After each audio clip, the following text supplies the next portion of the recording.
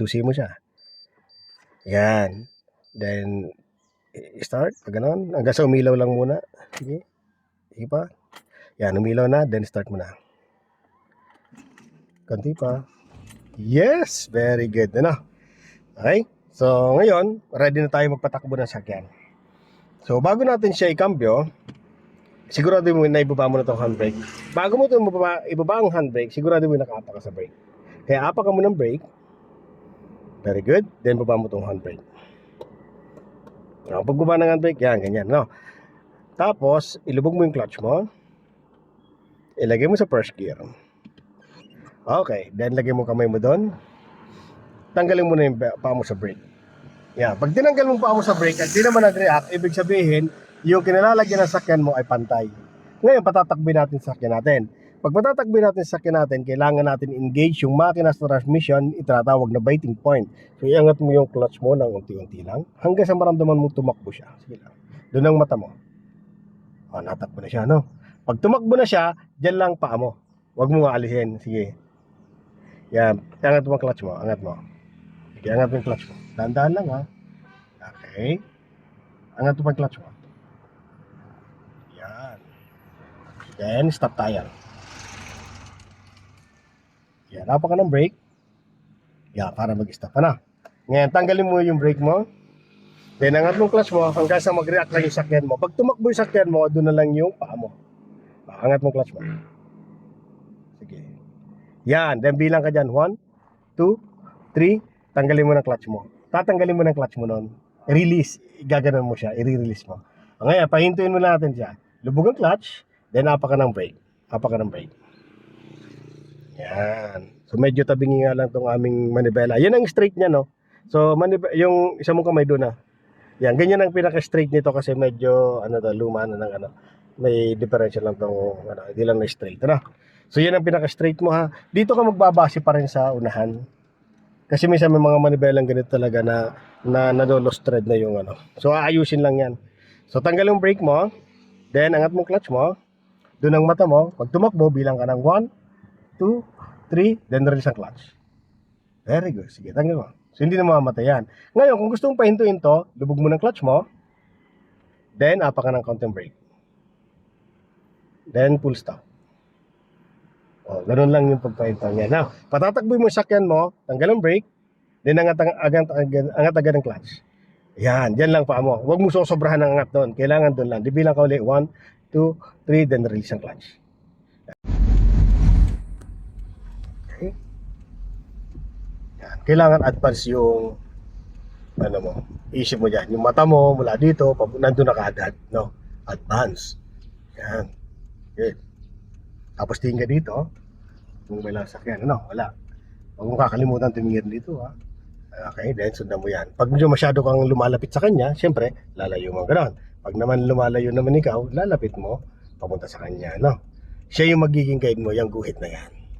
Okay? So, sige, ikot lang tayo ng ikot muna dyan sa rotonda na yan para masanay ka kung paano i-trace yung kalsada, yung guhit na yan. Para mamaya sa mga straight, hindi ka na mahirapan, Doon tayo sa roundabout. Pasok ka doon. Dito tayo. Yan, para sa steering wheel mo yan.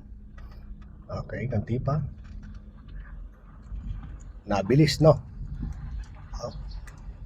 Pag nabilis, tanggal ang gas. Yan yung position ng brake, Okay, balik. Go. Doon tayo. Napansin mo yung kanina parang pumilis. Kasi naapakan mo yung gas mo. So, dapat yun, kontrolado. Wala mo ng gas masyado kasi medyo papababa yan. Signal ka ng kaliwa. Okay, kaliwa tayo. Tipa. Tama na yan. Yan, okay na yan. Then, very good. Then go.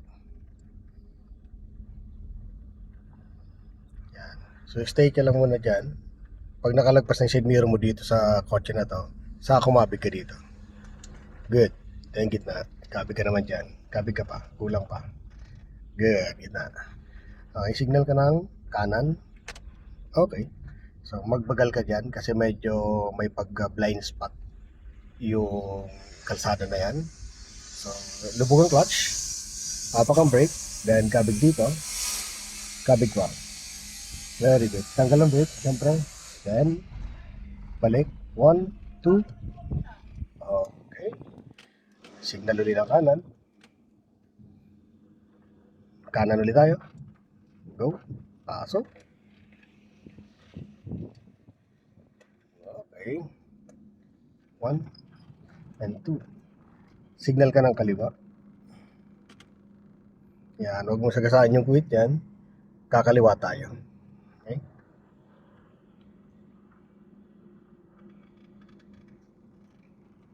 Yan. Diba? Tinan mo kung abutan mo to. Balik. 1 and 2. Very good. Position.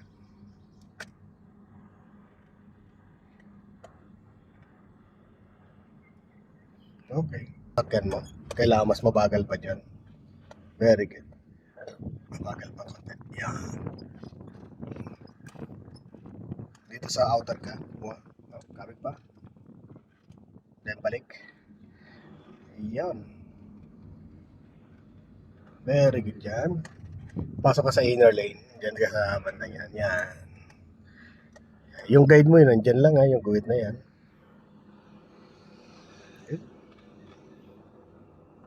Dito naman tayo. Pasok ka dito. Good. Kapit ka pa. Very good. Tingit na. Yan.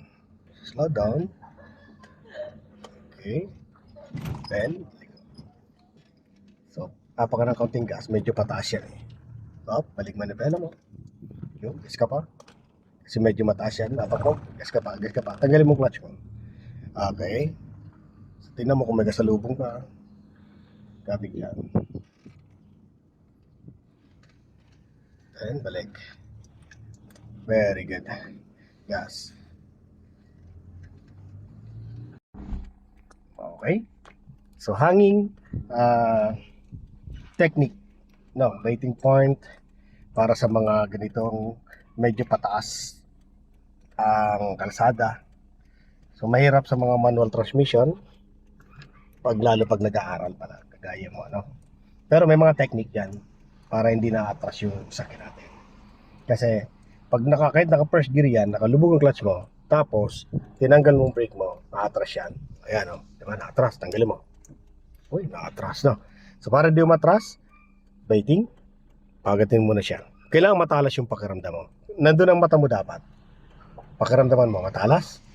May naramdaman ka na. Pag naramdaman mo na yan, tanggal yung brake mo. Op, stop.